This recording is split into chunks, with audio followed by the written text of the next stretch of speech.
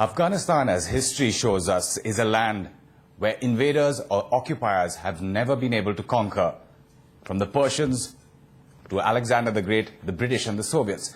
But it's also a land, as history proves, where it's easier to foment conflict and wars rather than peace. But joining us now is a man who is looking to bring that peace, reconstruction and prosperity to Afghanistan. It's President Hamid Karzai. President, thanks so much for your time.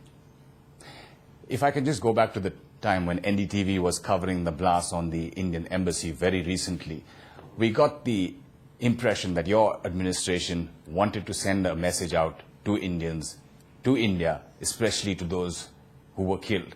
You've done that many times in the past. You've done that even on this visit, but I'm sure you'd like that opportunity to give that message. Absolutely. I would like to once again express the condolences of the Afghan people for the tragic loss of life of the two Indian diplomats and the two other staff of the Indian embassy, and for the barbarity that was committed there against India and against Afghanistan. President, there's been a lot of talk. You yourself were one of the first to, in fact, point blames to the ISI in Pakistan. You have taken up the issue with Pakistan in the SAARC summit.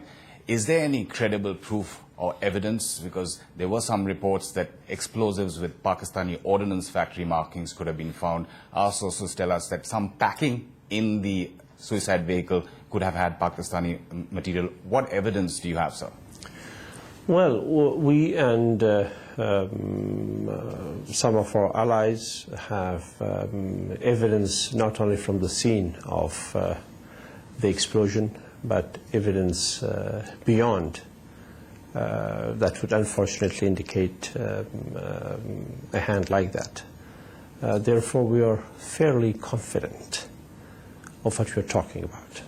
And yes, I did raise this with Excellency the Prime Minister of Pakistan, in a spirit of friendship and good neighborliness, that we hope that the nations in this part of the world will be living in peace, and the governments in this part of the world will be facilitating that, not the opposite of it. It's a democratically elected government in Pakistan, and there's a lot of hope from it.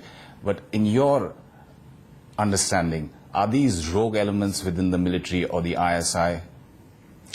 The government is indeed democratically elected, and Prime Minister Gilani and his associates definitely have the right intentions. I find him a man of the kind of inclinations that we all would like him to be, for peace and for progress and for stability. I'm sure he expects the same from us in Afghanistan and in India. Unfortunately, yes, there are elements within the establishment in Pakistan who do not see things the way we see them, who perhaps are not opting for a life that the absolute majorities of our people seek and are working for. That is the problem. President, in the past, about this involvement, you've been more explicit.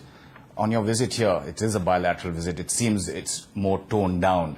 Is that because you do not want to upset the Indo-Pakistan peace process? Is that something you're keenly aware of?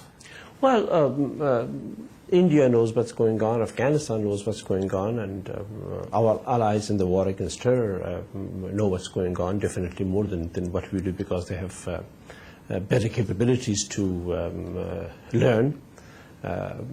We, in spite of the fact that we've been hurt in Afghanistan by terrorists, by cross-border activity, with a lot of violence against our civilians, against our children, against our women, against our schools, and against life, in fact.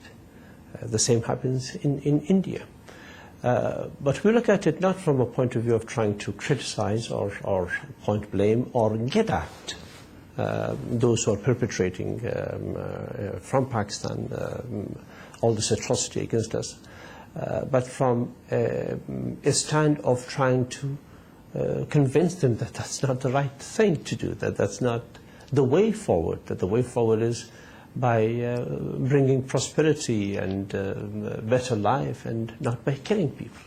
But President, you yourself have said in this very regard when you were talking about your schools, your children being attacked, and how you had the right to defend yourself. You also mentioned that you could send soldiers across the border into Pakistan. So you have been explicit in that sense. Absolutely, absolutely. Any nation would have the right to self-defense. Afghanistan has the right to self-defense, and we have been very, very clear about that. There are literally thousands of people who are crossing into our border and are killing Afghans, are killing children, are killing women, are destroying our schools, destroying our clinics, destroying bridges, going to villages, destroying trees, uprooting trees. This is something that we will definitely have the right to, and something that is also our responsibility in defense of our country.